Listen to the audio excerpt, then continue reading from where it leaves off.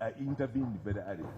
Even in Rengo, I got some information that the RDC in Rengo was almost forcing the returning officer to declare another candidate who had not won. And I told the RDC of Rengo that stop what you are doing. This is not your role. Leave the returning officer to do his work. So where we got information early, we prevailed on our RDCs. I never got it from Buvuma, but my phone was 24 hours on, so that because I knew that I was the only person who could prevail on the RDCs. No any other person could prevail on them other than me. Haji, as you, thank you. My problem was not my RDC. My problem was the deputy RDC throughout the election. And all of and those ones I cannot allow them. So me, where I got information early enough, I told them. But on the other side of returning officers, Madam Chairperson, I don't want to talk about the Electoral Commission. Those are their issues. Those are their problems. Some of us, like me, in my own thing, I've always been saying that why should not the chief administrative officers be returning officers, whom can be controlled centrally by the central government? Why? Why appoint so and so that is the returning officer? Why don't you put the chief administrative officer to be the returning officer? I know those are my ideas. Those are not the ideas of the Electoral Commission. But I think to me it would be better if the chief administrative officer is mandated, because for him he's accountable. Everybody can bring him to book. That why did you do this? Now, as for RDCs, those ones who have misbehaved, I have already even interdicted some. I have interdicted an RDC of Chibuku called Cheyune. He went and he really mishandled the elections.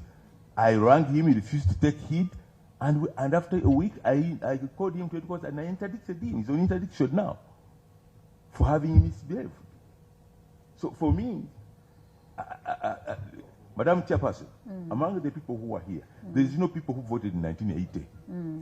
Here, whether honorable members of parliament or my staff, I voted in 1980. I was in the university by that time. And I know how elections are and how people get annoyed with elections. And I know what took President Museveni to the bush.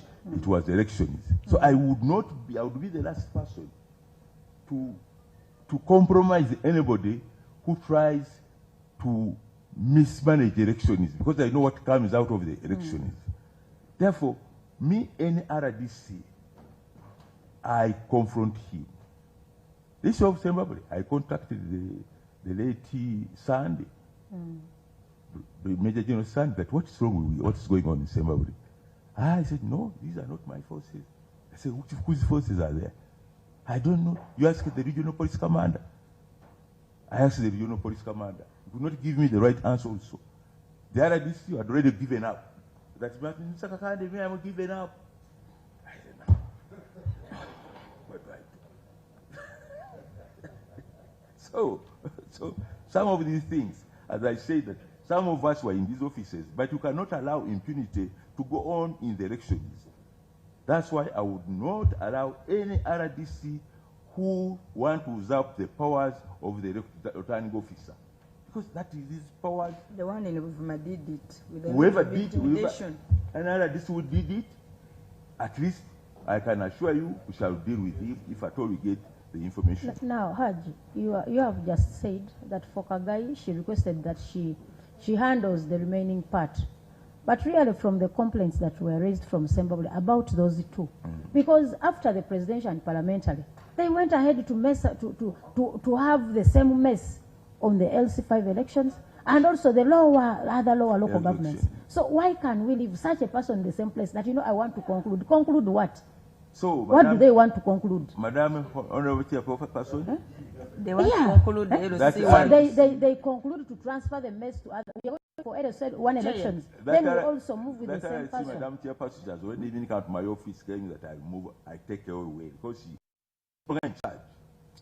She's not in charge. So I'm transferring her away, plus the deputy. Please interdict.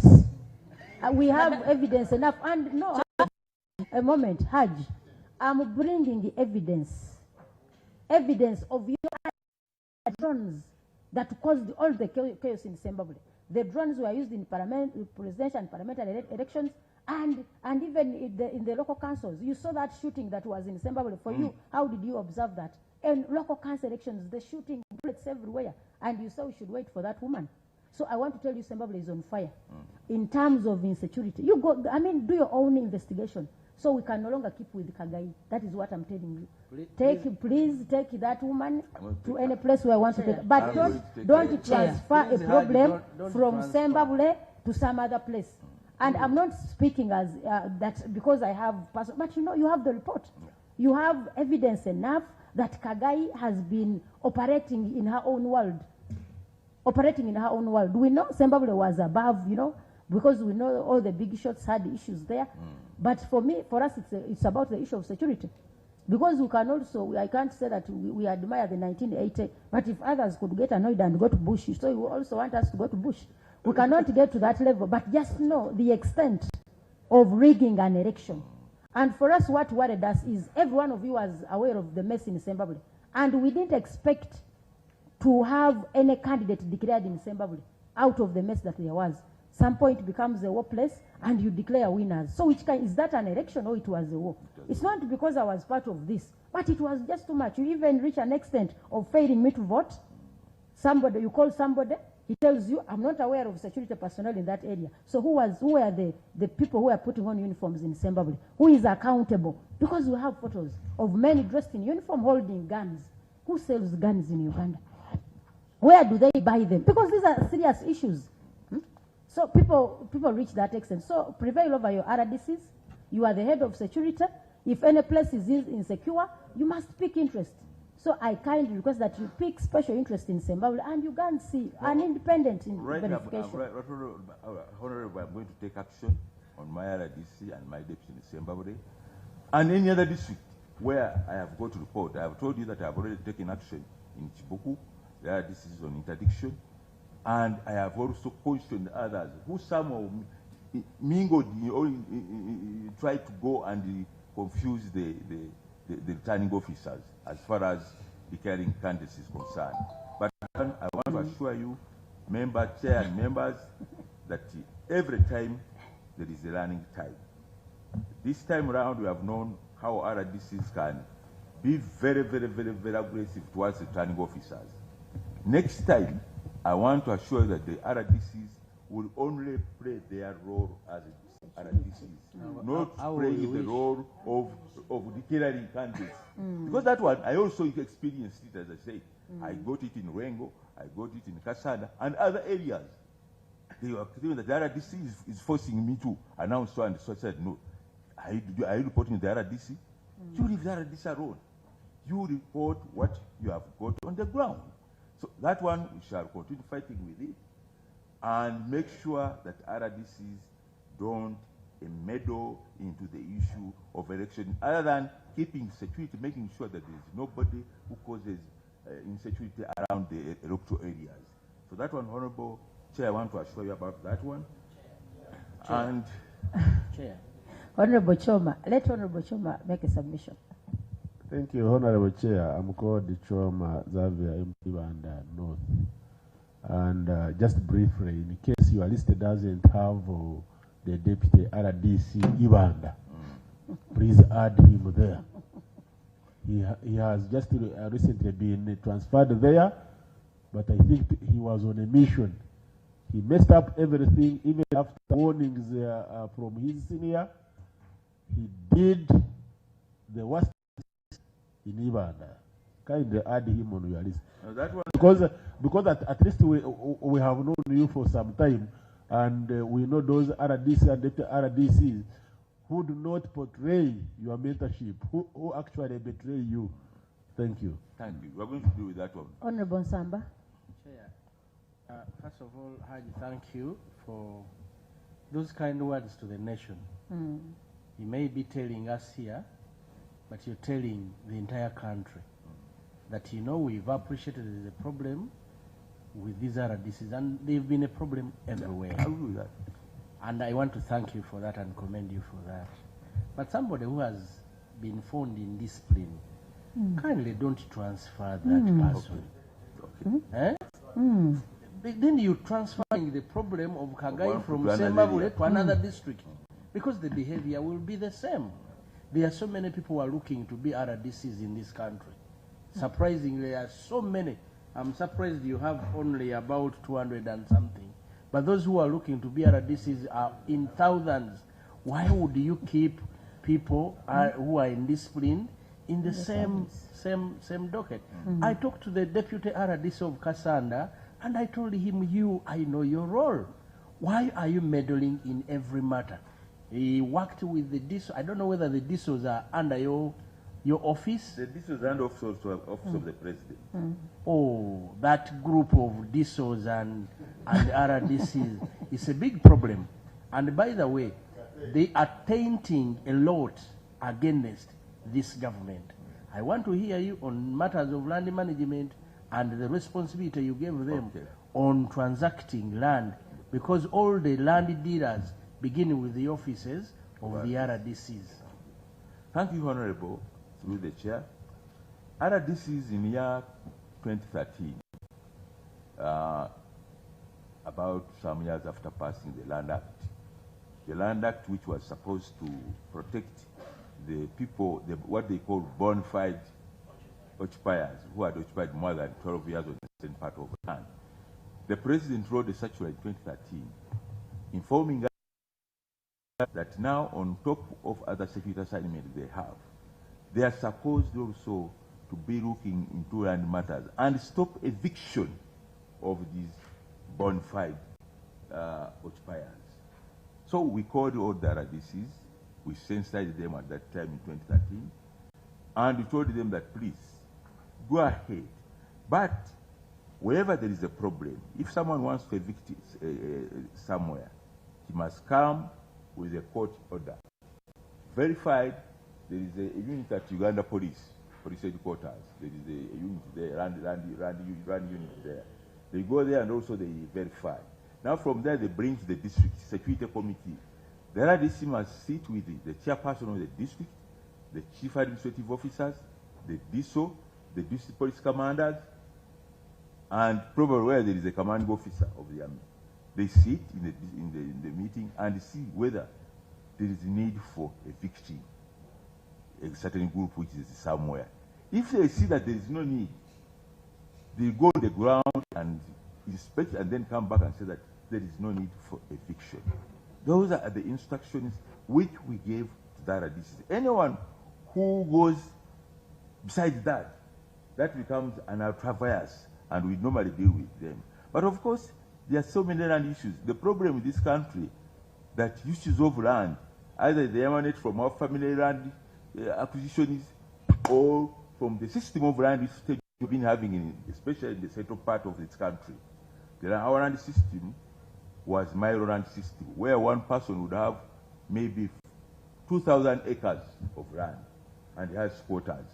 And at one time, when that man dies, who has been managing the squatters, and the new heirs come who are living abroad, they say, let's sell our land.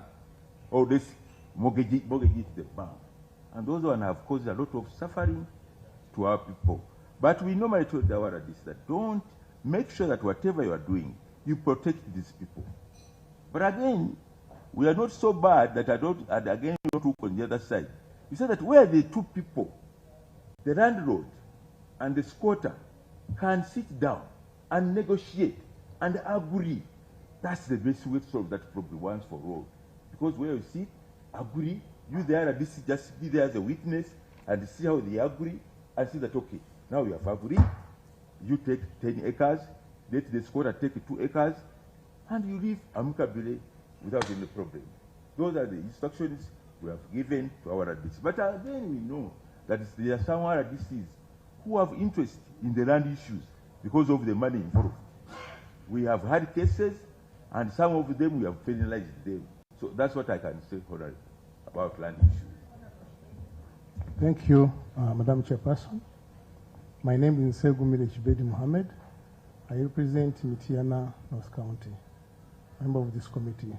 Madam Chairperson, I'm sorry I came late, had some issues to solve, but I found my colleagues piling blames on the RDCs. I will not. There are some questions. There are some areas where there are genuine reasons, but other areas you will find that we politicians also provoke, create insecurity. When the RDC comes in and intervenes, they say that the RDC is taking sides. Yes, that is true. We should. This issue should be investigated.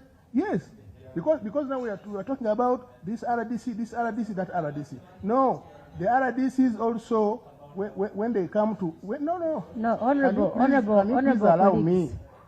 Honorable colleagues, Honorable Samba Madam Chair, we have been sharing experiences here. Honorable Samba, and everybody has been talking about their constituencies. Yes.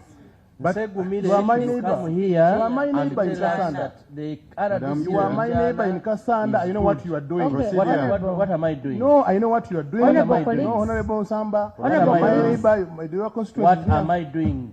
Honorable colleagues. One of the problems. Yes. Honorable When the RDC comes in to intervene, Honorable Nsegumire, Your matter. I request that all the microphones are off. Let me request that all the microphones. Honorable Nsegumire, let all the microphones go off.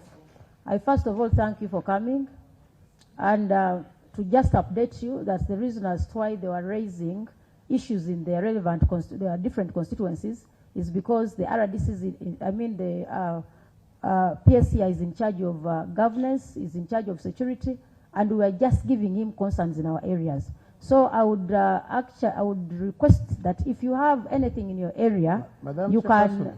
can you allow the chair to speak? So, honorable colleagues, this is the platform that you have to raise pertinent issues to this side in the interest of improving service delivery. So if you feel that you are happy with the RDC, submit to him and thank you, RDC. We also want that. Thank you. But a moment, please, a moment. If a colleague made a submission, the chief heard, and he will take comment. So if you have an issue in your area, Honorable Chibedi, take comment from you. Comment on your area. You don't have to exchange with your colleagues. You submit what is in Mitiana. If others have issues, the colleague, Haji will see what to do. So if I don't attract any comment that is, attacking a colleague, you submit what is in your area. Thank you, if Madam you don't Chairperson. a procedure issue. Honorable Mudimi, a moment. This issue is a national issue. No, This is a national Honorable. issue. People cannot come here and start blaming all the other DCs. The matter is isolated, like you said in your district. But Honorable Samba to come here, I know what you are doing. Honorable Chibedi, Some politicians provoke. Honorable They colleagues. create insecurity. Honorable When the Chibedi, other DCs come in, Procedure. Honorable Chibedi, I close that Chibedi debate. time to say what is in Chair, Kasanda. give the guidance. All microphones off, no motion, no procedure, no order. Now, Haj, take the concerns of the country on issues of governance, issues of security. We are not here to pull out issues of who did what. And there are some other DCs that are doing well, that we commended. There are those that are doing well. So you can't stop a colleague from raising a matter that is in their area and when they have gotten the platform. So Haji, there are those who are doing well in their areas. Yeah. So we should appreciate that. Yeah. And the other thing I wanted you to pick interest in is the qualifications, the integrity of the people that you do allocate those offices.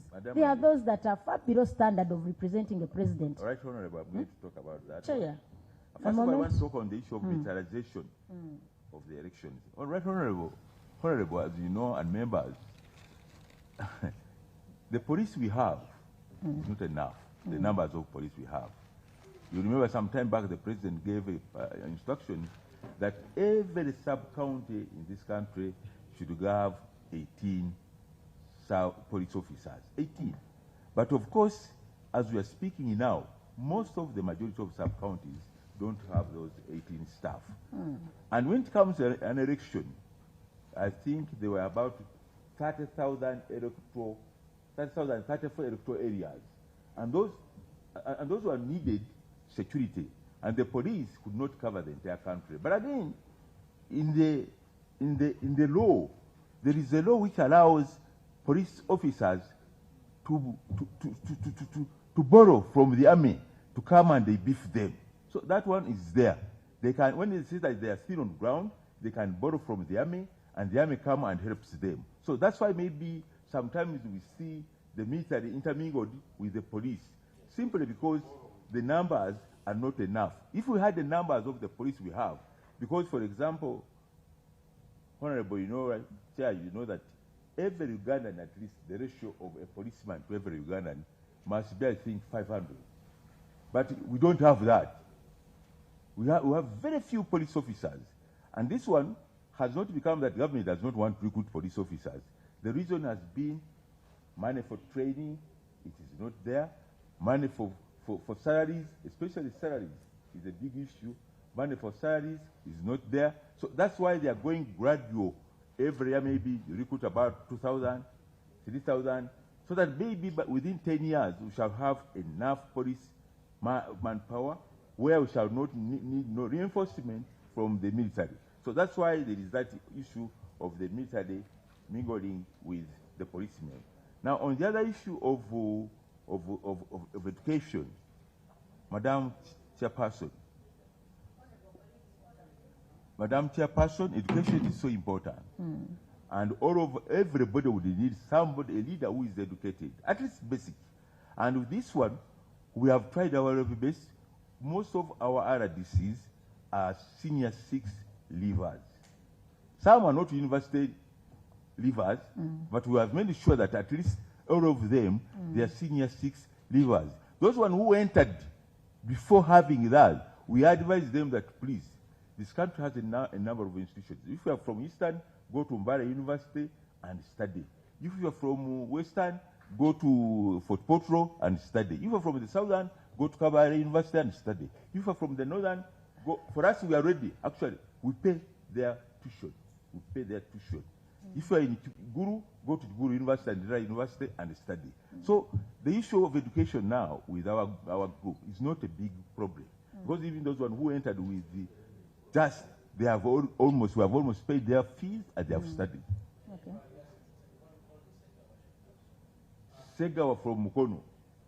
Honorable Nsamba, be on record. He came from Mukono, he went to Kasanda. Yes. So he should go to school. Okay, I'm going to check his qualification also. Yeah. And see if he's not, then I'll take him to Mukono University for study. Okay, Haji, we want to thank you for that response.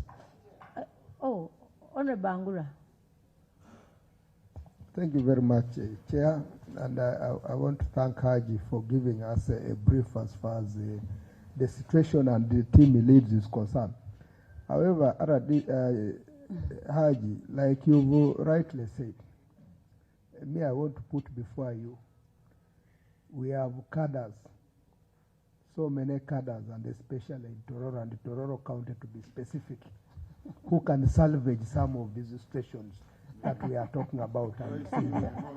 So, Haji, just put that into consideration, that those teams, if given an opportunity to serve, maybe we shall not hear these skirmishes that came up in many places. Thank you.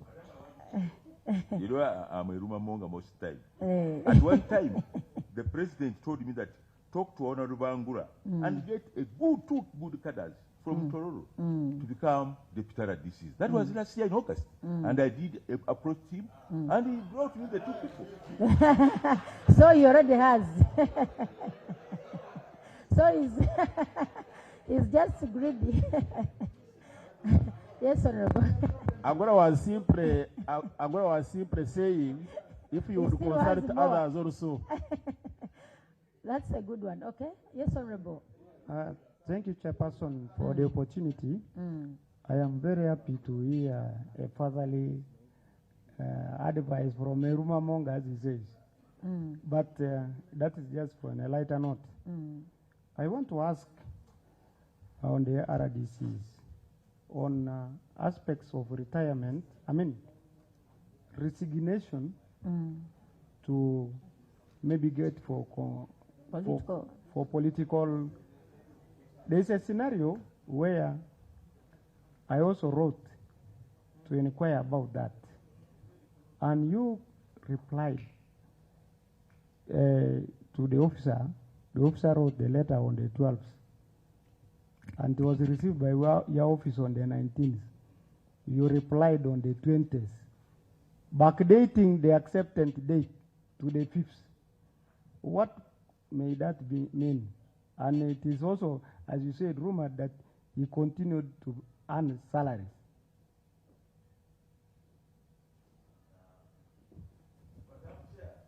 Microphone.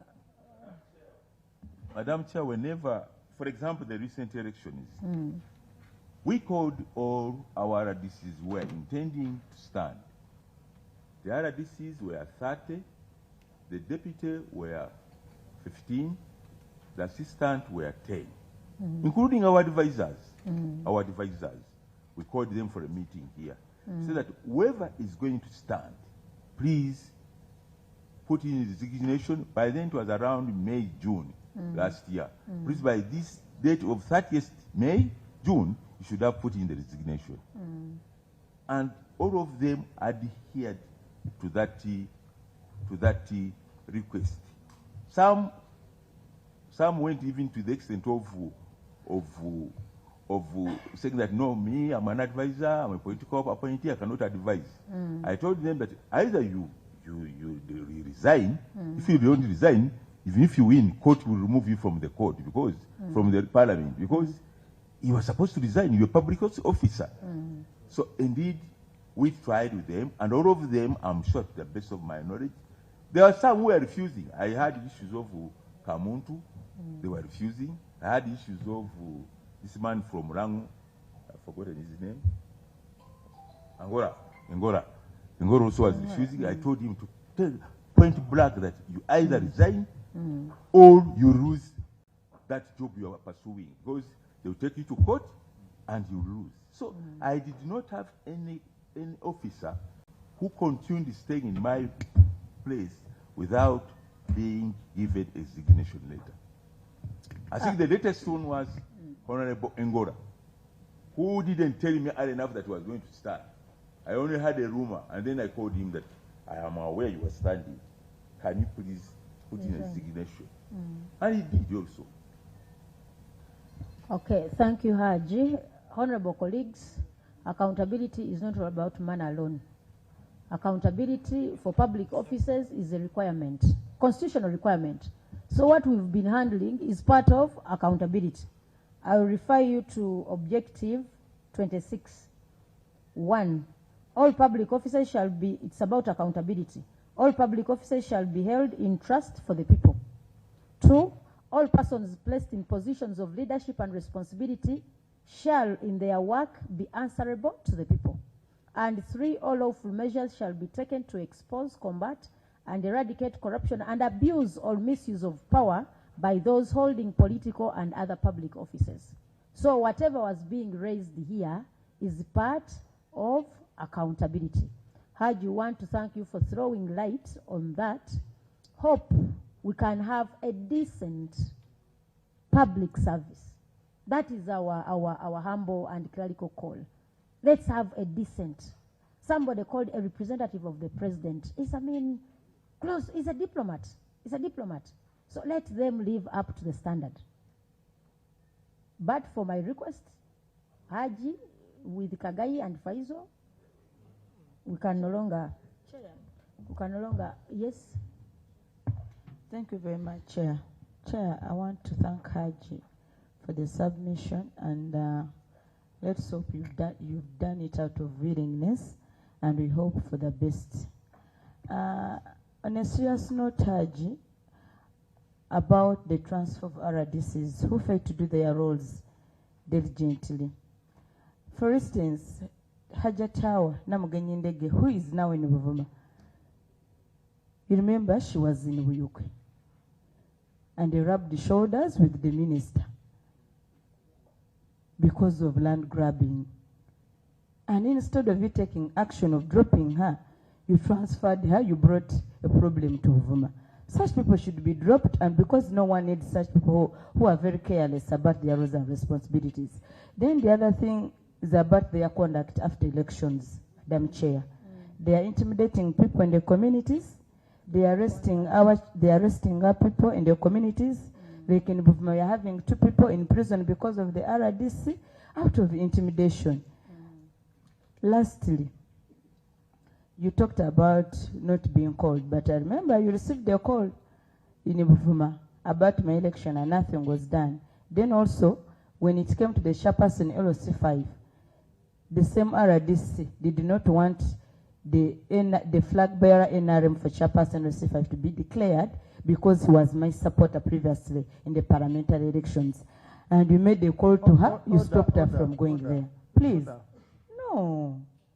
What's wrong with you? Honorable, so, with due respect, leave the colleague. I mean, what do you lose? But this is life for someone. What do you lose?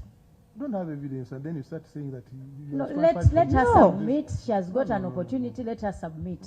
So, Haji, we request kindly that you take action on your officers because we need a very good public service as commented by the chair. Investigation.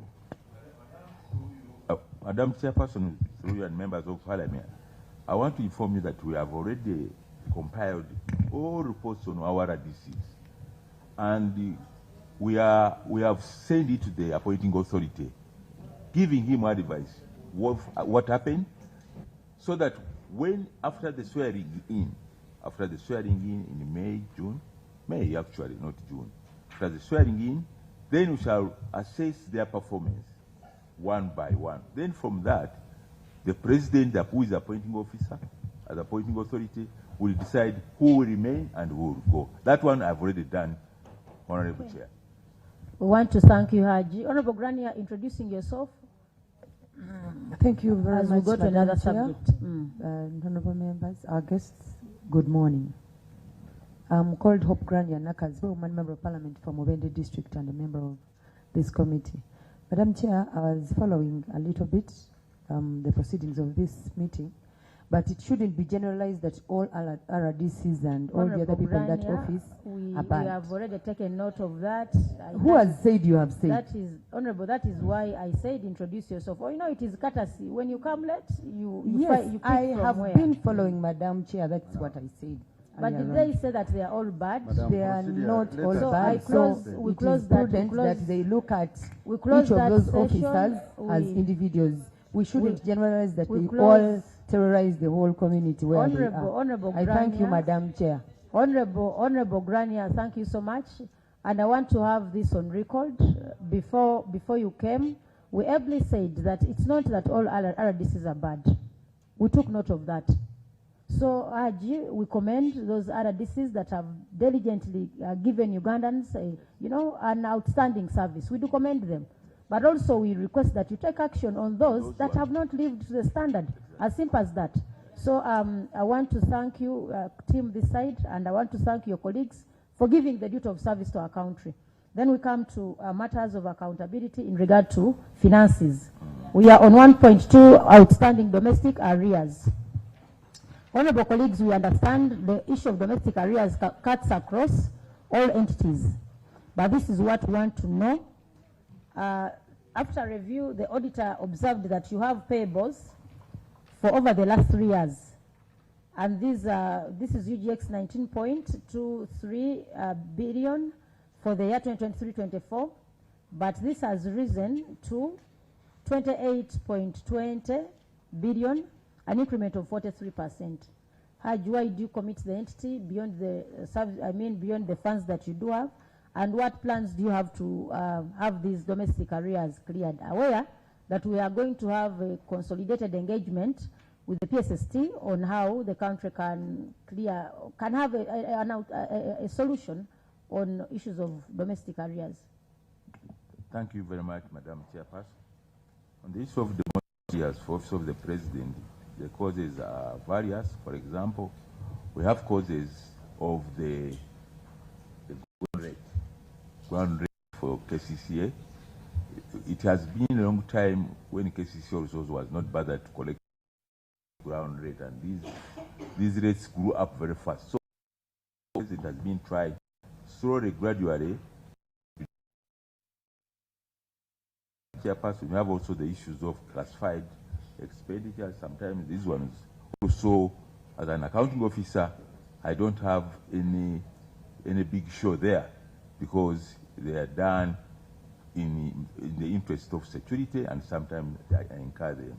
But I always encourage them to make sure that we don't go where we may not spend. That's why, Madam, you see that our areas are even not very big as far as those classified are concerned. But I would like to request my Undersecretary here and the accountant, Madam, to allow me to be the one to make all these responses which we have put here. Before he comes in, pick special interest on goods and services. In the financial year 2023-24, you had arrears of 5.3 billion. All of a sudden to 24-25, you have 24 billion. What caused that? These are the goods and services which fall into classified. Oh. Which, as I say, that as an accounting officer, other than giving them the money, that's where my curtain stops. Whatever they do behind the curtain, I would not know. Okay. Let's Undersecretary, please, on the issue of domestic arrears. Thank you very much, Honorable Samba. Let him submit. Chair, we'll respond once. and the honorable members. As an addition to my accounting officer, indeed, Honorable Chair, in the year under review, the ministry also received up to 3.4 billion shillings, being domestic arrears that are staff related from officials or pensioners that were retired under the UPPC, Uganda Printing and Publishing Corporation. Honorable Chair, this area was unforeseen. It was a result of a court case. They had gone to court, they had been retrenched and not managed. And in line with the provision under Ministry of Justice, where court awards and settlements are decentralized to parent ministries, this position also came to us. But, Honorable Chair, indeed, as you rightly asked about the plan of the accounting officer to handle this matter, we continued in the year under review to engage the Ministry of Finance.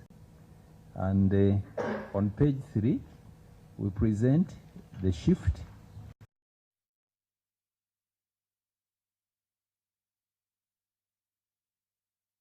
$0.2 billion.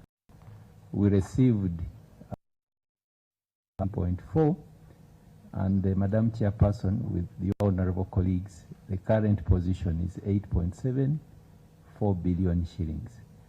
And we still continue to engage the Ministry of Finance. We are now writing the detailed estimates. We are very confident that they will still provide the money, since they have already verified and captured these commitments. I beg to submit at that level, Madam Chair. Honorable colleagues, any submission on domestic arrears? Yes, Honorable Shabbat. Thank you very much, Chair. I don't know whether I've heard correctly. It looks like they are pushing this all to... Honorable Shabbat, microphone, please. It's on, but...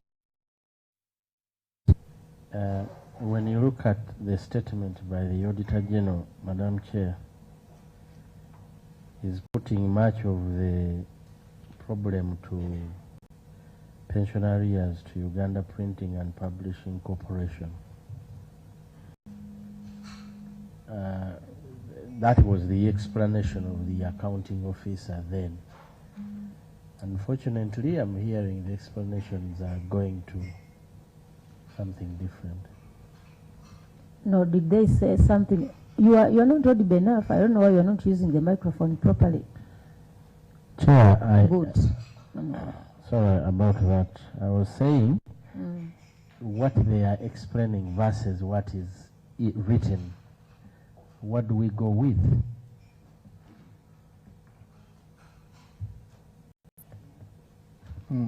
Expected the further explanation to move along the lines that are provided by the auditor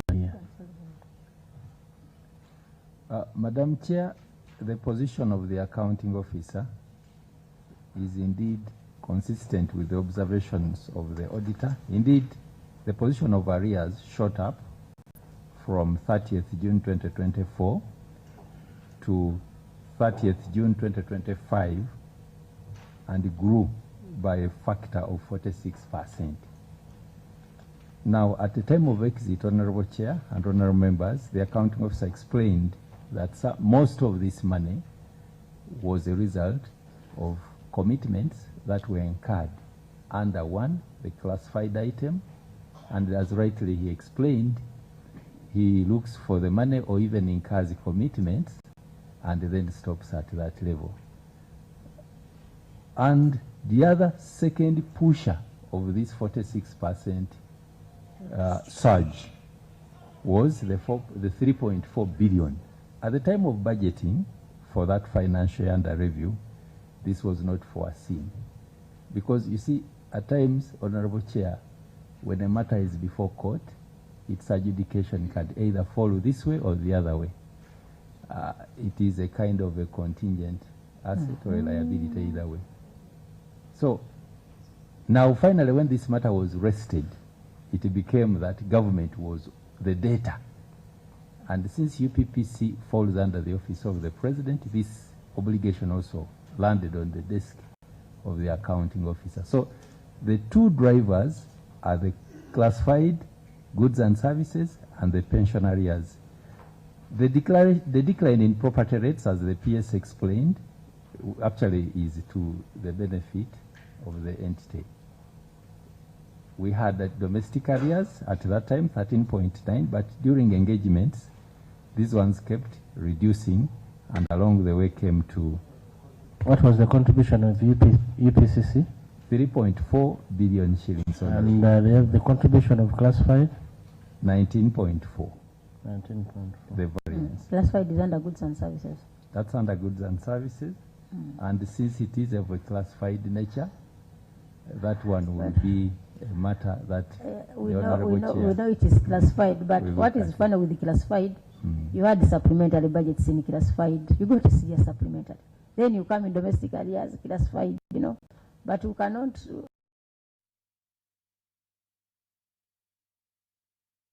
19 billion on Office of the President classified. And they were classified, but take note that it's somehow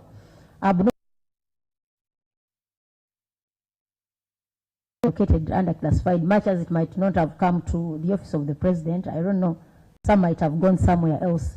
But on top of the classified, the supplementary that you got under classified was around September, around September there.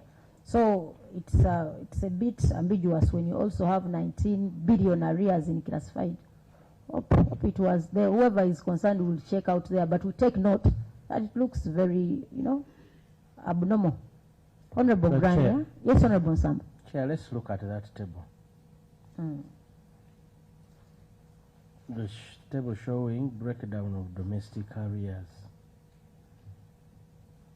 It talks about goods and services 5.3 and the KCCA property taxes 13.9 and a total of 19.27. That is for 23-24.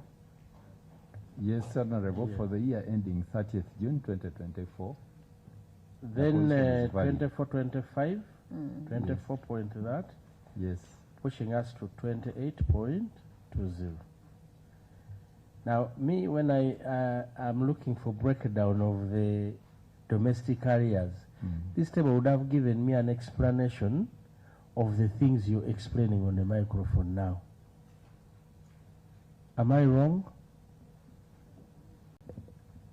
Honorable Chair. Madam Chair.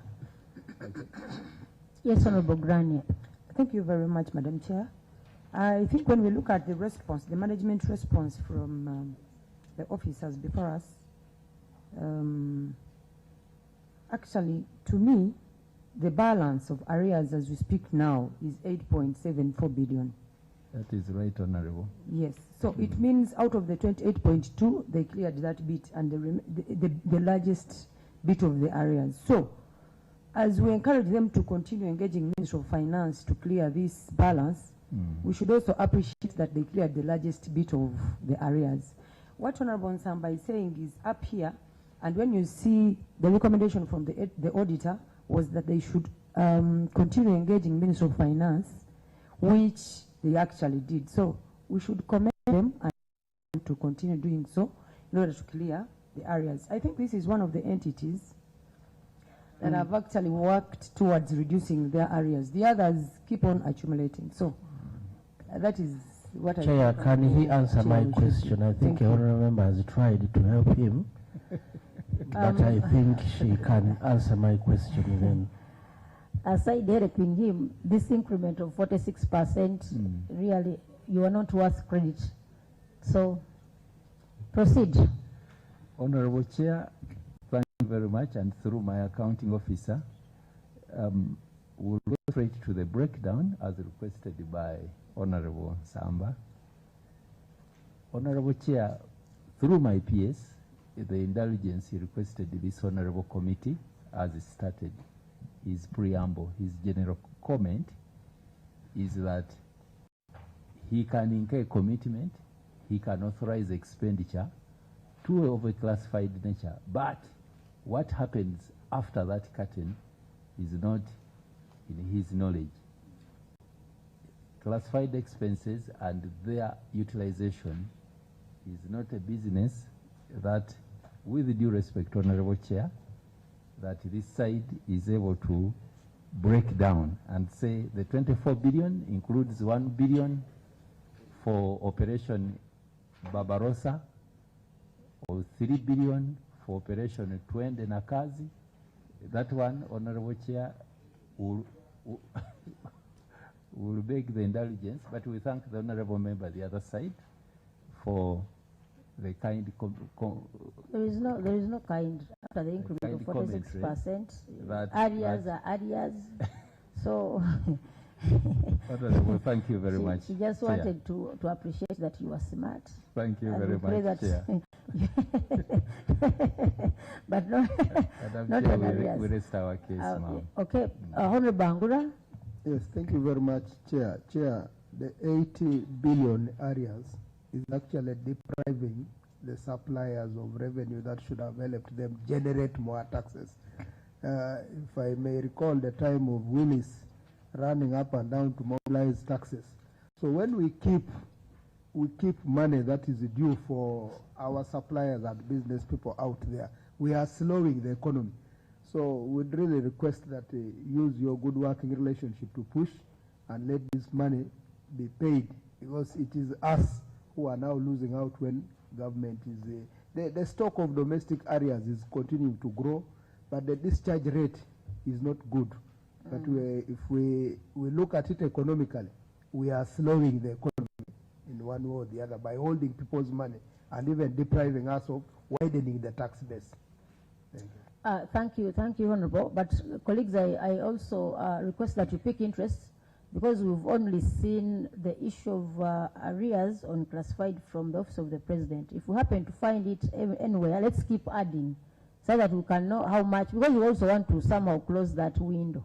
It will be misused. That is the fact. Because you have enough budget for classified. That is the fact. But at least, just look, if it wasn't for the 24 billion, you were doing well. Under domestic arrears, you are doing well. Save for the 24 billion for classified. And I know what it did, but we shall not go there. Classified is classified. Thanks for the deployment. I know. I know where it went, but Chair. It is, yes, Honorable Chave. You know, I was looking through these annexes, because if somebody is telling us about that I paid this year, if somebody is saying that he paid this year, yet we are reviewing 2020, 24, 25, that should come with at least attachments to prove that,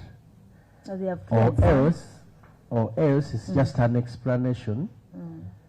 Our query remains in the financial year under review. Accounting officer, if a step was taken to clear part of these domestic arrears, you would provide the evidence and we reduce accordingly.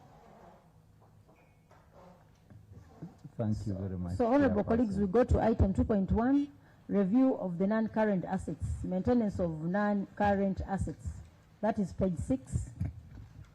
The Auditor General notes that the stores of the Office of the President lacked adequate space, and some items were stored in containers which lacked ventilation and could potentially be damaged.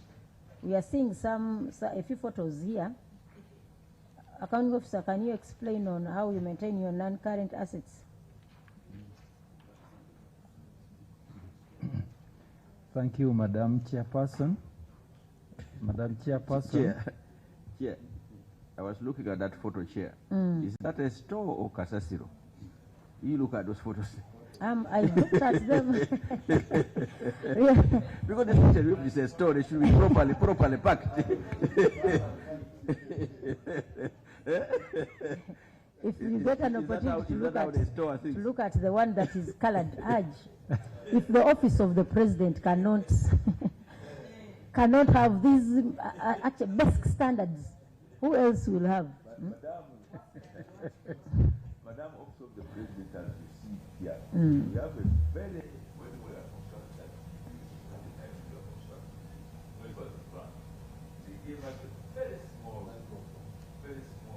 Oh, microphone, Chief. It's a very small store, which we are using for the entire presidency now. So we have a problem. We thought at one time that, we have been pursuing a program of constructing our own offices in Webaja, but we are still having problems. So that by the time we shall move to Webaja, maybe 2028, we shall have a very big store there. But here, we cannot expand. There is no space even for expansion. So we are like that until when we shift from this place to go to Webaja. Could failure to dispose of some of those assets be part of the reason as to why you have that congestion in the stores? No, it's failure, but it is because that we have many. We have many. So when someone comes into the store, we see that every part is occupied. And they say, your store is congested. What is it? Why don't you get another space? But what is in these stores, if you can unpack? Okay. Yeah, because, we want to help you. What is?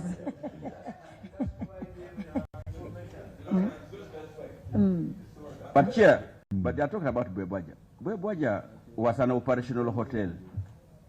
It was an operational hotel. I guess there are some places which can be still used for storing before you do the repairs or what, or rehabilitation. We don't have anywhere here. We welcome. So at one time we used it to borrow stores. I do want to help you. First give us, unpack what is in the stores. Yeah, because they are borrowing everything from us. Anyway, Chairperson, my name is Castle County. Madam Chairperson. Yes, Honorable Chibet. I remember seeing these pictures in yesterday's submission. It's similar. It's not, eh? They are different. Sure. They are different. Okay. Please unpack the stores. Madam Chairperson. Let him first unpack. Okay. Madam Chairperson. Honorable colleagues, let's have one meeting, please. Madam Chairperson, as the auditors who are officials of Parliament rightly observed on page 7 up there, we did not have shelves, or we don't have shelves, and these, what we see in the pictures, are old assets that were piled up and depicting a very poor image of the stores. Rightly so, Honorable Chair, these assets, being old as they were, have since been identified in the boards of survey, and a consultant, an auctioneer, has been procured, Kiwa auctioneers, to start the disposal process. Of these items? Of these old items. Of which items? Now, most of these were broken chairs, broken chairs, old computers. Let him submit. These were broken chairs, old printers, old computers, broken tables. As a short background, Madam Chair, when the ministry inherited the operations of the Science, Technology and Innovation Secretariat, there was some furniture that was brought to us, but some of this furniture that we import from countries abroad is not the furniture that we get from Uganda Prison Services. It's very easy to break. So at the time of the audit, this was rightly the position, but this position has since been addressed. Honorable Grania, you have something to say? Yes, Madam Chair. Thank you so much. Madam Chair, I wanted to bring this before he responds, such that he clarifies it to us, because since Ministry of Kampala and Metropolitan Affairs is also under this very office, they could be sharing the offices, and so it will be hard for them to organize these spaces. So it would be very good for them to separate their stores, because you'll find that the other day, yesterday, we asked the Ministry of Kampala and Metropolitan, and their response was different from this one. So they need to separate the spaces such that they organize them better. Chief, you have said you have gotten a contractor. There is an auctioneer. An auctioneer who is going to assist you with these disposals. Yes, Can you give us an insight into the value, estimated value of these items? Were you given a report on valuation of these assets that you intend to board off? Chair, I don't mind. Okay, please. Yeah, I'll accept it. For me, this is a very small matter, Mr. Accounting Officer, because the auditor identified that you have no shelves. His problem that you don't have shelves for proper organization and custody of assets. This is something minor. I expected you to report that since the auditor left, we organized that. Now we have the cabinets, we have the shelves finished, and we move on. That's why Honorable Chair, something different. A moment. Chair, I want to thank a moment, Under Honorable Secretary. Samba. A moment. Yes. Thank you, Chair. Because that is on part. Honorable Samba, thank you. Because when you look at this, leave alone the space Muzeka Kande is talking about. Leave alone the space, okay? How the available space? How are you using it? No shelves, okay? No cabinets. If you had those, perhaps the limited space would be optimally used. Then secondly, about these broken chairs, tables, and what, have you thought of a possibility where you can make a loss on disposal? Because where you can make a loss on disposal, because you've contracted an auctioneer, of course you must pay the auctioneer, but what is he selling? Old printers, broken chairs, broken tables. To the extent sometimes there is a possibility that you can make a loss on disposal. I remember one time we visited our foreign mission abroad, and they were stuck with a vehicle which they would not dispose because they would incur a loss on disposal. Are you aware that there is also a window where you can make donations of these items like printers? Some of the schools do not have those printers, and they could be useful. What you saw with the president making a donation, it makes sense. Instead of reporting a loss on disposal, that again it becomes another query. Have you thought of that? That's why I was asking about the value of those items. And Haji, this is something you can take. Normally, government has so many items for disposal in the central government. We have some local governments that cannot even afford to buy chairs. Even police, you find the policemen seated on stools, on the floor. How I wish government can start an idea of having some collection center for these old things. Bring somebody to repair them. At times we waste. You end up disposing of. Yet these would have served the same government. Get these so-called chairs, the ones that are old. If really repaired, they can serve another local government. They can serve another entity of government, those that are underfunded. These soap printers that you think of are old, if some are repaired, they can assist the police and some schools that don't have. We don't encourage that some of our colleagues use old things. But I mean, under circumstances of constraints in finances. But even some of our schools, you find a whole school that doesn't have a printer. You are here, you know, the way you've seen cars, there are those cars that are being disposed of, but when it can still serve some entity. So why don't we also have that innovation within government? Instead of disposing, have them collected somewhere, bring people to repair them. They can be of service to other people. You see? So we should take it in good faith that it should not be all the time dispose of. I mean, the other means are available. I mean, repair, donate. Repair, donate. Don't donate kwala. Repair, donate. Yes. Yes, Honorable Basman. Thank you. My name is Vasali Basman from Bujiri. I welcome the Haji. Salaam alaikum. You are welcome. Chair, the issue you raise, I think it's important to contextualize it in the law on disposal. Donation is allowed.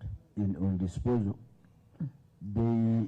I think one of the challenges some of these entities are facing, even here in Parliament, the limitations created by the law. I recall actually one time we wanted to seek an amendment to make it easier for these government entities to dispose of.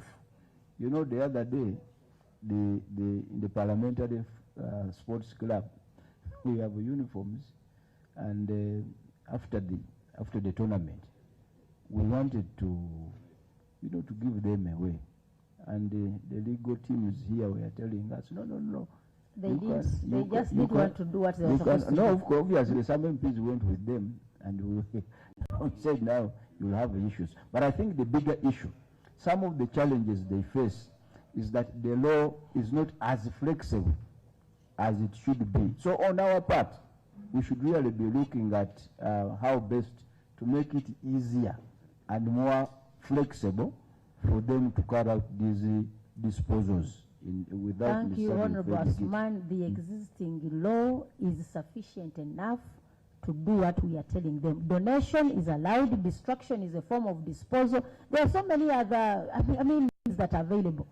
For this one, we are not short of law. It's a matter of failing to do what we are supposed to do. Donation is very allowed. Very allowed.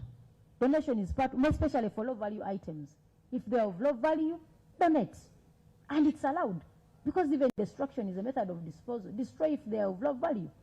So borrow some of these ideas and, yeah. So let's proceed, honorable colleagues. We have gone to dispose of assets. During the year, the office of the president procured a private company to auction and dispose of old and obsolete assets. I reviewed the disposal process and the report and noted that out of the 49 vehicles proposed for disposal, 30 vehicles were disposed of and 11 were not disposed of due to high reserve prices. The undisposed of assets continue to lose the salvage value through vandalism and depreciation. We on page 8. But it is on disposal of assets. Now we come to the issue of vehicles. That's item 2.14. This is 2.14. Disposal. The other side we are looking at low value desks, kwara and those. Yes. Now we are coming to vehicles. Yes. Those low value. The report. We are. Sorry, but we are looking at the other low value items. Yes. Now, honorable colleagues, we are on disposal of vehicles. On vehicles, yes. On vehicles. Honorable Who did Chair. the valuation report that could raise? Yes. Honorable Chair, sorry. Okay. No, you can proceed. Honorable Chair, on item 2.14, disposal of vehicles, we want to take the wisdom from this committee, and especially as regards the other possible methods of disposal that the law allows us, especially on these vehicles, because what was the challenge then was that we had some vehicles which did not attract interest of bidders, and as such they were not responded to. But Honorable Chair, we want to borrow and take the wisdom, especially on vehicles that are serviceable, which we could perhaps donate to training institutions. TVET is one of them, the accounting officer. We have Nali in Chankwanzi. They have a military yard. They can. And even circumstances where you have something that is so special to you, you can seek for a waiver. Yes. Right, to PDS seek for a waiver, they will allow you. So the law is not as constricted as we want to really put it forward. Chair. So, Madam Chair, in our response then, we had explained that these vehicles could not attract bidders at the time, but since we have Kiwa and auctioneers, that is, the disposal is currently ongoing, and we are very confident that these undisposed vehicles will, in this financial year 2025-2026, be fully disposed of. But in the event, Madam Chair, they do not attract a possible bidder, one or two of them, the idea of pushing them to teaching institutions or NARI and so on would be an idea we carry from this interface with you. Okay. Honorable Shabe. Chair, thank you very much.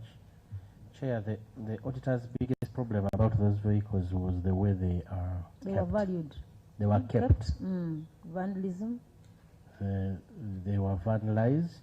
They were in private stores. Now, I want to hear from the accounting officer whether he got a response from the chief mechanical engineer. As indicated, you communicated to the chief mechanical engineer about management of such. One, is it the responsibility of the Ministry of Works that you have to write to the chief mechanical engineer? Two, did he respond, and what was his response? On microphone, Chief. Honorable Member of Parliament from Kasanda through the chair. First of all, this is not only a problem for Office of the President of these old vehicles. It's a problem for the entire government. The entire government, since time immemorial, used to have Ministry of Works as the government yard, where would all the ministries park vehicles, and even at times take them for repair. All government vehicles used to be repaired by Ministry of Works. But because of the expansion of government, that facility failed, and later on, I think part of where the vehicles were going, it was given to Electoral Commission. Then, now, the onus remains on the vehicle, on the ministries. You either have a parking yard on your place, like how I was here. If, for example, somebody passes here and you go through this corridor here and see what is packed here, you'll get a surprise of yourself. Fully packed, everything. No space even. Some vehicles have been there as long as others, the security have impounded them and have left them there. We don't know why, when they will ever go out of there. So sometimes, Madam Chair, when we take some of these vehicles to the garage, and the garage declares that this vehicle is unrepairable, unfortunately, we cannot repair it, you go and buy another one instead of repairing this one, because this one, the costs are really so high. So we are forced to leave it there until we get an auctioneer, because we don't have space. So the problem is space. Where do we park them when they are old? But the only thing we always try, if they are to be disposed, let's try to expedite the process. Of course, we cannot deny what Honorable is saying, that they can be vandalized, because even those large also they're enticed to remove certain parts which are there good and sell them. And they use them on other vehicles. So yes, we need to have a take home from this. Government needs to see how we can manage the old stock. Exactly. You see, dispose first, and at times we can transfer to other entities first. So let's see how best we can also manage the government vehicles. Because when you go to so many entities, all the things are packed. And why do you incur a cost of parking it somewhere? Yet it is not. You see, yet it but I'm told this is the office that has the office of the president himself, isn't it? Yes. He has a reserved parking down here. Yes. Because, you know, actually I forgot to ask in the first place. People are blaming our colleagues to go into the president, which is also wrong. We should direct them where the president sits, so that they can know that when you want to see the president, you go to, and that is very important because he's a servant of the people. So you can also help us to know if somebody officially wants to see the president, where do they go? Honorable Chair, the president has so many homes.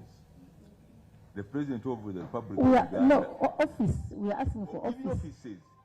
The president has so many offices. He has an office here, down here on the old building. He has an office on the new building. He has an office at his home in the State House in Entebbe. He has an office in Nakasero.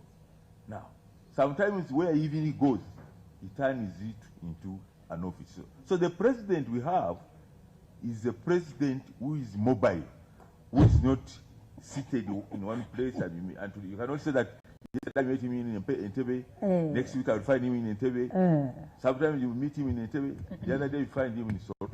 That's where he is camped now. So he has so many offices, but I cannot tell you that you'll find him here, unless he himself says that I want to meet you and meet me in such a place. Haj, the reason as to why I asked such a question, there are people who would want to get the services of the head of state. And I know it also doesn't, for you on your side, you feel bad when people take offense of those who meet the head of state. But the challenge is, because people fail to know that this is a lead of everyone. So there must be, for example, if somebody has a request, they must know where to take them. An official place, we know he moves up and down, but there must be designated places where office work is run. Sometime back, you saw we had the challenge of, for example, these committees. You see a committee is taken to State House. One asks, why should a committee go to the home? You see, those are things that we need to look at. Why does a committee go to a home? Because assume somebody comes to the office of Haji, who presides over the RDCs. We know where he sits. And I know if I have a query on this, this is where I should go. So Ugandans must be in the know of if they want services from their leader. Yes, we know we have ministries, we have so and so, but assume a Ugandan has a letter, they want to talk to the president. How do you advise them? Where should they deliver it to? Right, Honorable Chair, members, if you have any letter which is going to the office of the president, this is his office. So you bring it to his office. Do you know the challenge you have when you say this is his office? The first people out there might not know. The permanent secretary office of the president. The permanent secretary office of the president will reach the PPS, the president. The permanent secretary office of the president sits where? Here, I'm the one. Do you know what I want you to mention? Yeah, we want to, what is it called? Tell the people that you know out there when... the office of the president, permanent secretary, office of the president. Good. Then we have a state house controller who is in charge of his private office. So the permanent secretary office of the president is supposed to liaise with the state house controller who sits in his private office and deliver those letters there. So thanks for that clarification. Maybe you want to mention the plots. The plots. For ease of the address. Yeah, you are talking about the physical location, I thought. Yes, I understand. Yes, Haji, yes. Haji, the chair wants you to provide, not that she doesn't know, but she's speaking for the public. Yes. Now this is Parliament of Uganda. Yes. I have a law firm at Uganda House, third floor, room this and this. I think that's where she's driving. Maybe you could help provide that. Tell the country. So, Madam, my office, the office of the president, is located on plot 9, stock 12, Upper Kagwa Road. That's where it is located. Okay. So for every Ugandan has a communication to the president, that is where they should come. That's the house where someone should bring his letter. What if you want to talk to him on the phone? You provide these phone details. That one I cannot.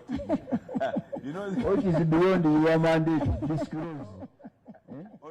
Madam Chair. Because some people might beat him. Madam Chair, through you, there has been this utilization. We used to have the only phone which actually we still use today. It is here. They say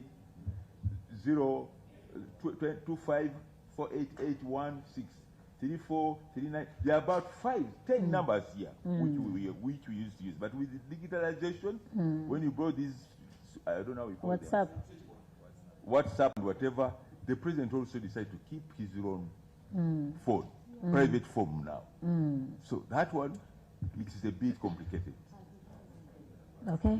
Madam Chairperson. But he has a Twitter, which is some of you are using. And so the reason as to why I was raising this, you know, we should avoid informal in the formal. Formality, yeah. And the reason as to why we've increased the brokers in government offices, people have exhausted, you know, they've taken advantage of Ugandans. Not many of the Ugandans know who to address, you know, some of these challenges. You even would have been getting complaints about the officers that are under you. Yes. You saw? So we should encourage Ugandans to use the formal mechanisms of accessing office bearers who are supposed to serve the people. So I encourage you to always inform the public where they are supposed to go when they want to raise some, some communication to the person who is their head of state, so that we take away this thing of people saying, you know, it is very irregular. So that office is an office of the Republic of Uganda, and that is where people should address whatever they want to reach their head of state. Hope they always get feedback. Actually, they get feedback from here. Once someone brings his letter here, communication, they get feedback. Good. Madam Chairperson. But here we are lucky. We are lucky here, Honorable Kabusu has been State House, so he can guide on how best to go there. If we have issues, at least we are lucky here. Madam Chairperson, just one week old. My concern was to do with the feedback. Was on feedback. Madam Chairperson, this committee should get concerned and urge Yunus Kakande together with the team. Communication is not about raising your concerns. Every one of us, we members of parliament, our voters have written to office of the president. And no voter will ever tell you it is easy to get feedback. If NIRA can tell you, we have received your registration, pick it from this office at this and this date, it hurts not to a voter if they get communication that His Excellency the President got your letter, or somebody in charge got it, read it, there would be feedback, or that issue has been handled, try and reach out to this and this person. Communication is about feedback. If a voter writes to the President, there are several assistants and advisors. Somebody would be able to respond or to make a simple communication and say it's not within the limits, it's not within our possibility. People need feedback from the office of the President. Madam, the microphone is off, Chief. The President, we have residence commissioners. We have been encouraging our citizens. We have been encouraging our citizens, Honorable Kabusu, the residence commissioners, that please, if you have any burning issue, microphone. If you have any burning issue, take it to the RDC. If the RDC cannot manage it, he will forward it to me directly, and then I will see how to handle it.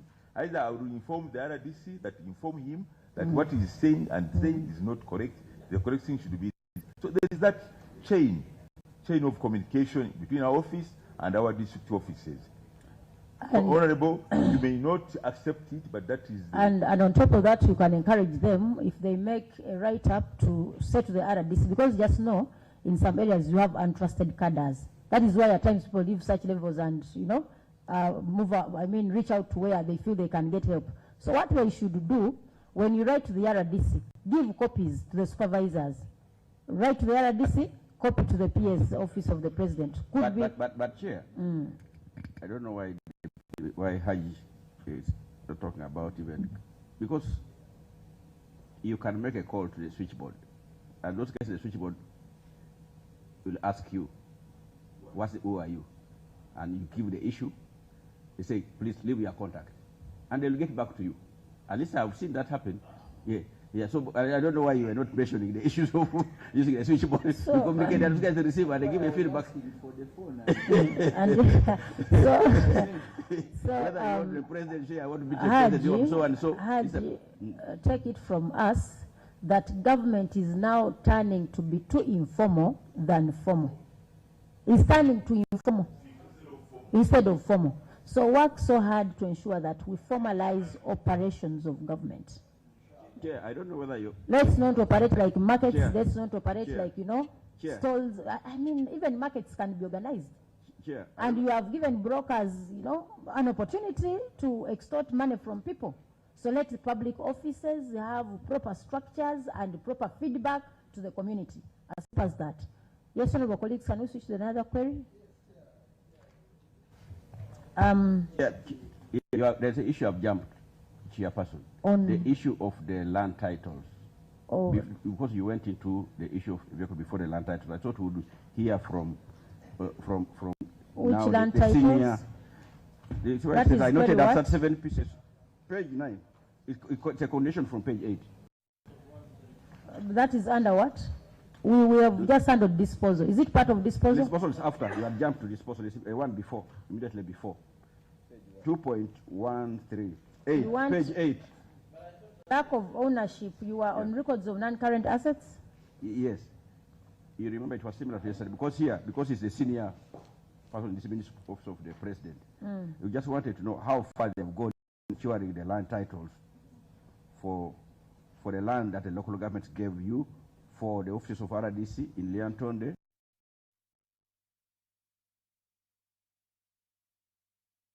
Most government, they have land, but they don't have land titles.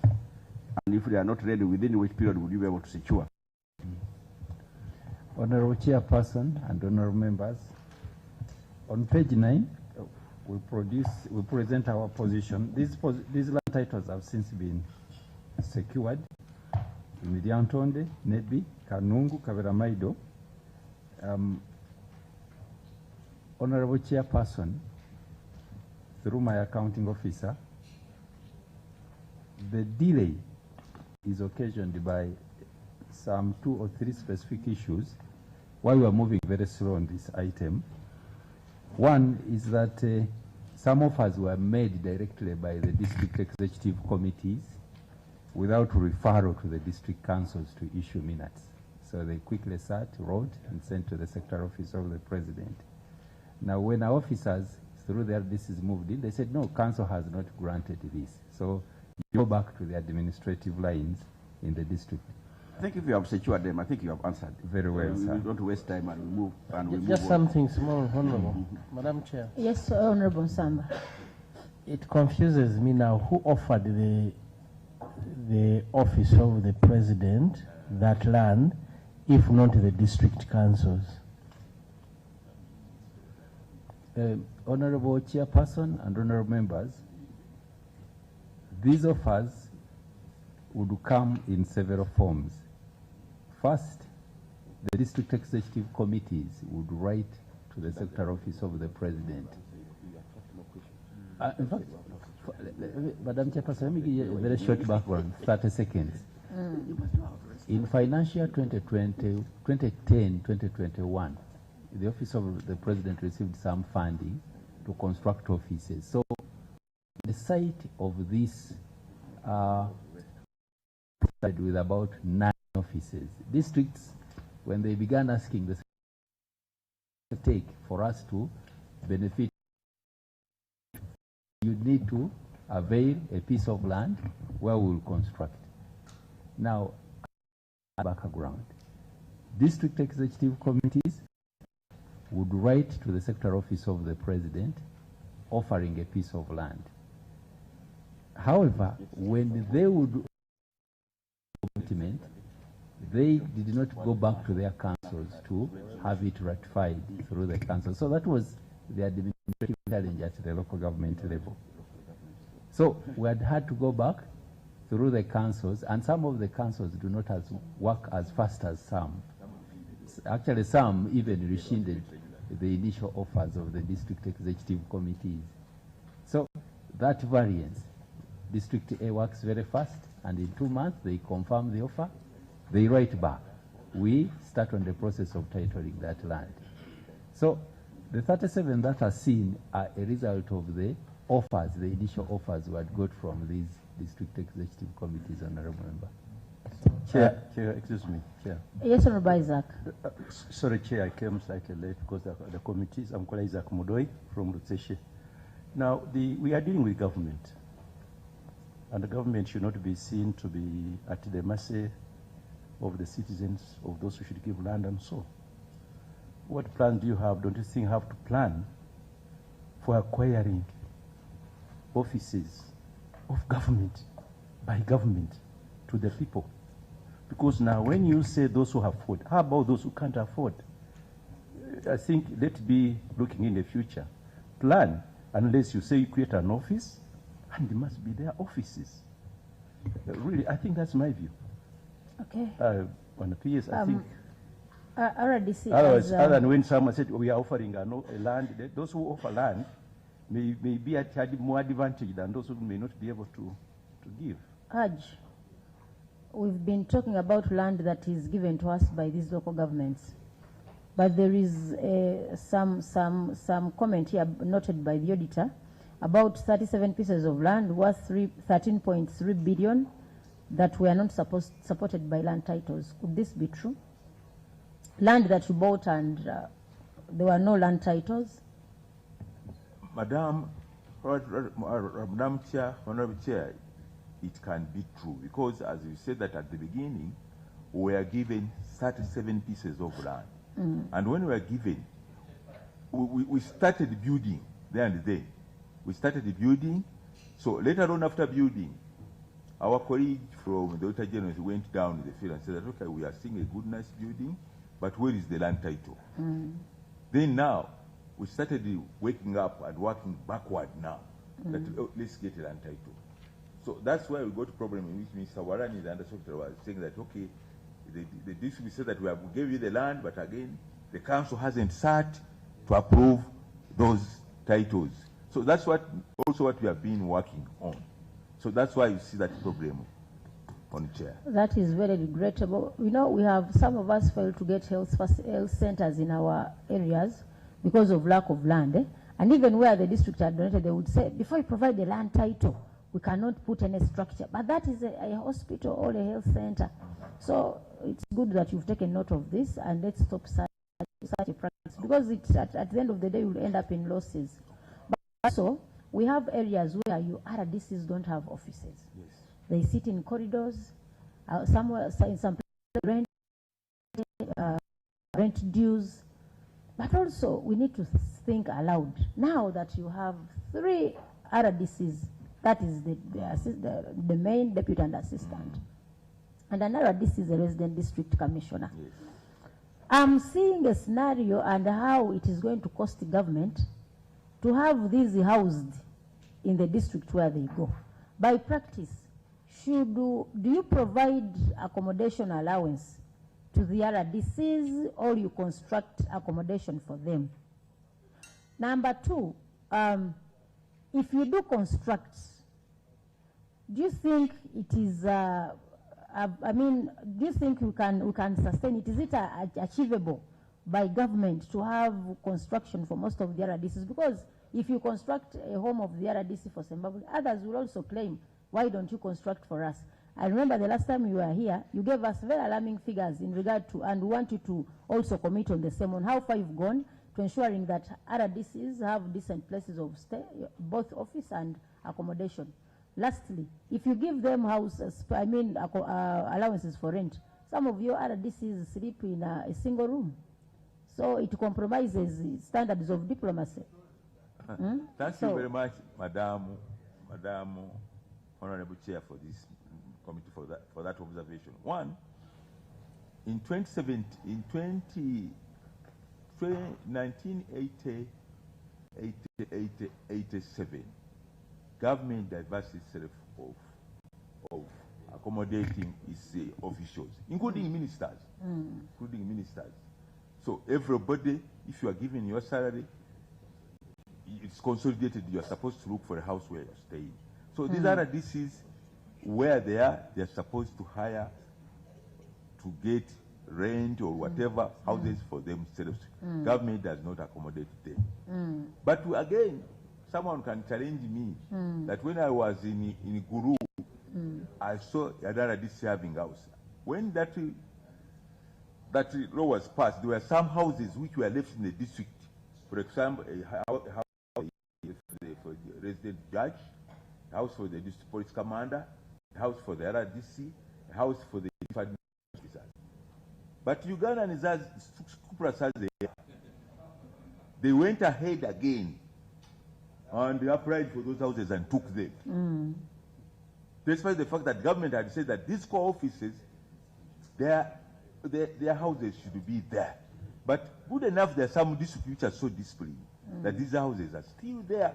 That's why you find some RDCs are still staying in these houses because they were kept, they are there. But under normal circumstances, as far as government is concerned, we don't construct houses for them. We are constructing houses where they are working from. Now, for Zimbabwe, it was so good that the late Maria Uchi, when she was there, all her life she was in Zimbabwe, she decided to build a house for government. And when that girl, when she died, she said that this house I've given it to government, let them take it. And we renovated it, and we gave it to our RDC to sleep there. That's the difference now with Zimbabwe. But other districts, they're supposed to cater for their housing. But I want to assure you, madam, that where we have land titles, we shall continue. Right now, we have constructed where? We've been in Muyende, we finished a house. We are going to Masaka Rural.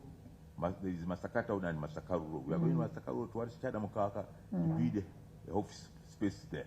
Haj, we need to think aloud in the matter of the issue of consolidated payment, salary. Remember, your RDCs are transferred. For example, you get somebody from Mbarara, that is where the family is. You take that person to Kabong. They're going to rent. We are looking at a consolidated salary. So how much do you pay an RDC? 2.2. 2.2. That RDC, that salary is consolidated. We must get accommodation from that. We want to think aloud. Because, you know, the reason as to why we are facing challenges of corruption, these are some of the causes. Somebody gets, so one will say, if you can't afford, please leave.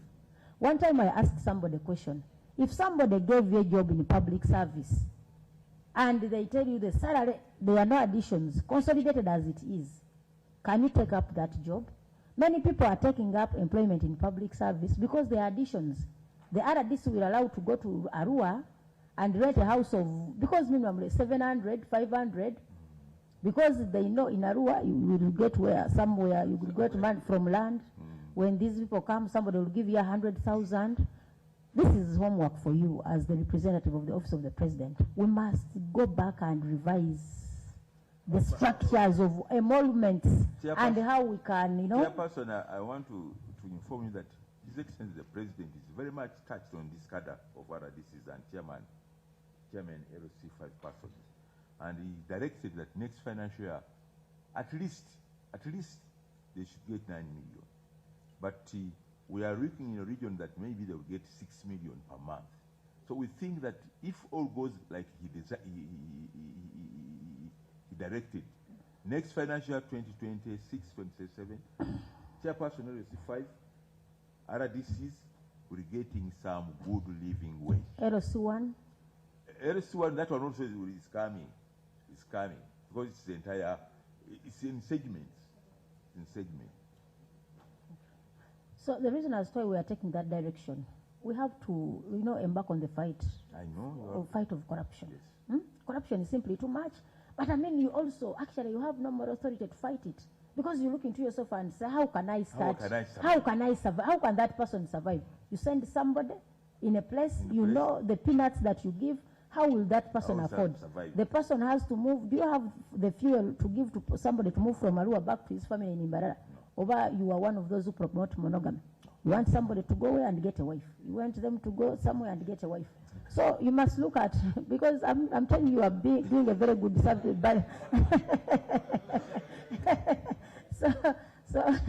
So Chief, thank you very much for kindly for that. think about it. But the government already is, we think next financial, Public service, there are going to be something. issues of emoluments. Yes. Let's have the moral authority to discipline people. Let somebody not come for employment because they know their attachments. I'll get this from here. I'll get, So let's be more formal than is as of now. Honorable colleagues, we have some 15 minutes to be done with this entity on matters of procurement. They have issues of the EGPS, which has been cutting across all entities. These are the things that we've been looking at in other entities. So we are going to urge the procurement portal, the procurement management system has been a query in every entity. Yes. We have observed that this has led to delays. There's some issues that have been raised here. Yeah. We've observed that this needs to be handled with the PSS. Good enough we began with finance, the ministry, and they agreed that they are upgrading the system to favor, to at least give, to reduce on some of these challenges that we do face as a country. Hopefully, they are coming back on, we are scheduling them. Hopefully, we shall have a solution on this matter.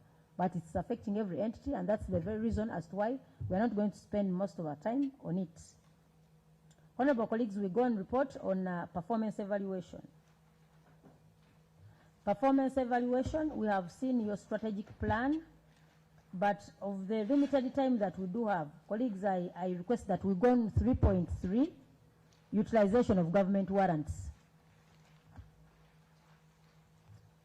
Utilization of government warrants, had you received a budget of 237 billion, sorry, you had a budget of 237, yes, you received, you had warrants of 232 billion, you had a shortfall, a variance of 4.9. The balance of 4.9 was meant for payment of general staff salaries, statutory staff salaries, and payment for pension quota awards and these others. Do you have a comment on this?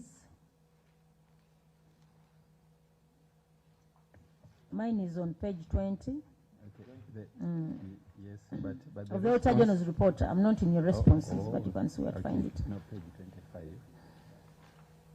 General staff salaries, what happened? These are statutory obligations. So yes. In the event that, why did you fail to spend?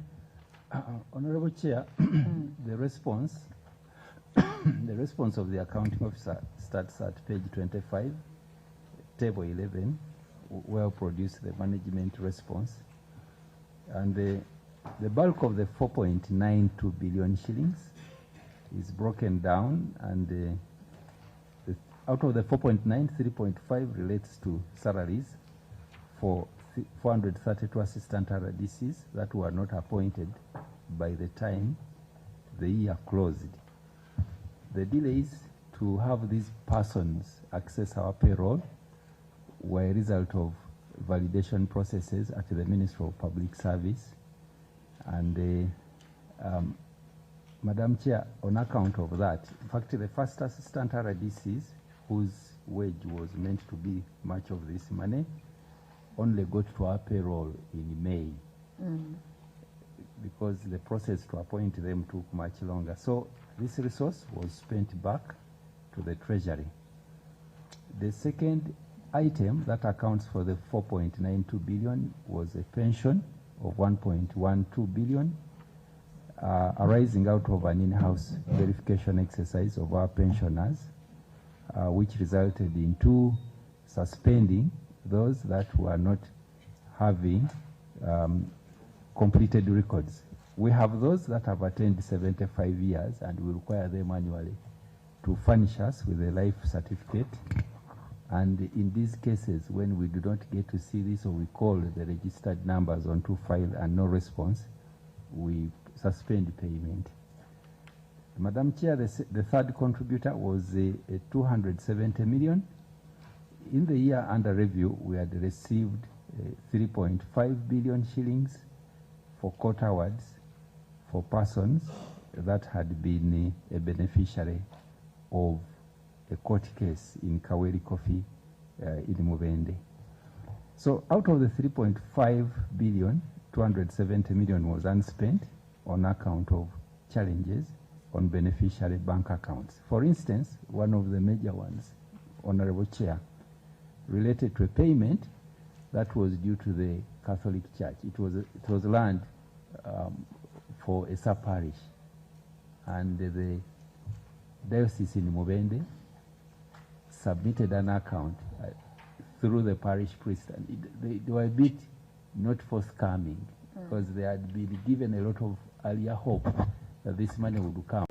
They got to a level that they felt that, well, you took the land and you didn't pay, because it was an old case, until the secretary had to reach out to the diocesan offices, and so this money was not paid on account of some of those considerations. Others were persons who were claimants but had passed on, and the intended beneficiaries lacked letters of administration. So the category number 4, which relates to others, which is 0.01 billion, were residual amounts, which the auditors rightly observe, Madam Chair. But it is usually the practice of the accounting officer that as the resources are appropriated, he puts them to the purpose for which they were appropriated. Okay, honorable colleagues, anything on that? Yes. Maybe I just need some explanation. On page 24, performance of non-tax revenue, the budgeted NTR was 72 million, but they ended up collecting 1.19 billion. You see the variance. But when I go to the explanation, they say it was because of the unexpected money which they got from intelligence transport motoring system, traffic fines. Yes, Honorable. I thought this was under police, internal affairs, and then you are. So how did it? I just wanted to understand how it came into this project. Honorable the President, yeah. Honorable, this project is under Office of the President. He's the one managing it. Uganda Police, Ministry of Works, Uganda Revenue Authority. This one I see. NEC. Those are just helping us to see how we can implement. But the main project coordinator and where it is seated is Office of the President. So last year, we had started what they call fine issuance system. So when you're driving and the thing says green, and for you red, and for you decided to go, you get a fine, a penalty for that. If you overspeed at a place where you're not supposed to speed. Yeah, this one which was faulty, which was charging people 72 million. So by the time they stopped it, you had already collected. We had already collected this money on our account. So you didn't refund to us. So this money we now okay. Honorable colleagues, we have more 2 entities to handle, and I request that we have. But I request Honorable Chair through them that we are bringing back this program. You see the carnage which is on the road. The carnage is too much. Exactly.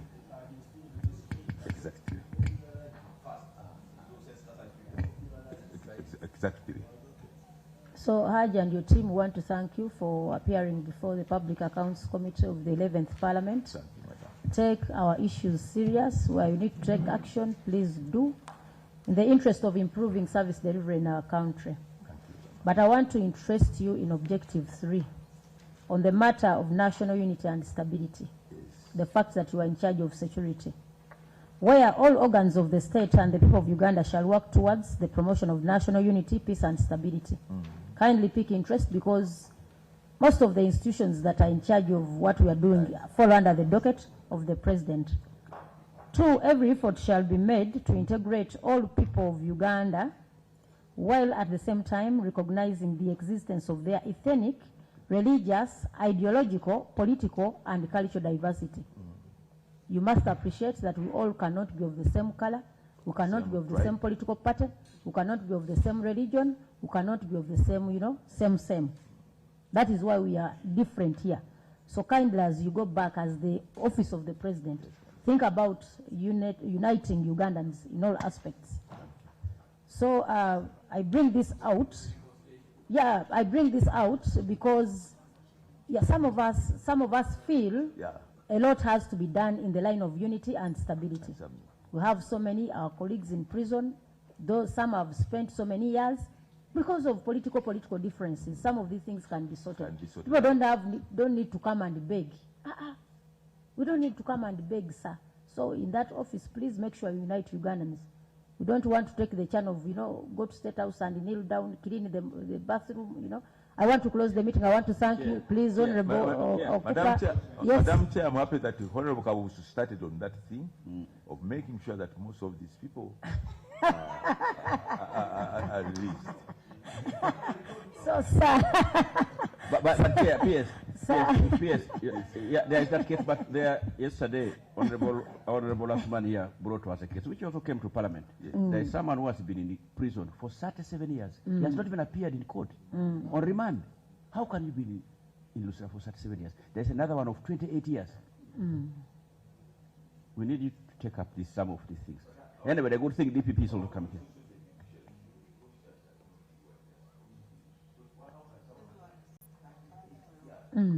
On remand, not even in prison, on remand, 37 years on remand.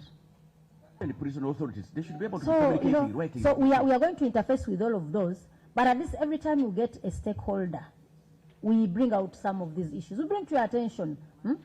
We need to unite. The Kabusu style might not be the most desirable, but and the man was just shouting through the window. Honorable Asuman, please can you take my right? But Madam Chair, there are some success stories with the Kabusu style. Please. There are so many routes. Yeah, let us allow Haji to go. Haji is fasting. Let's allow Haji to go. As Haji goes out, this was, and it's a serious matter. The reason as why we have representatives of the people is to represent them in every aspect. And as leaders and as representatives of the people, we bring this to your attention. We don't have to beg. We don't have to mow people's houses. Kindly do your work in your docket. We want to thank you very much. So I assign Honorable Basari Asman. Since he's no longer an MP, you can make him out a DC. I'm campaigning for him. As I escort you, I will campaign for him. So, Okupa RDC Kabera. So Honorable Asman is of the team, but what's the time? We would have provided lunch, but we are fasting, sir. We can't provide lunch. So have a nice walk as you go to your office. We want to thank you. Our meeting is adjourned.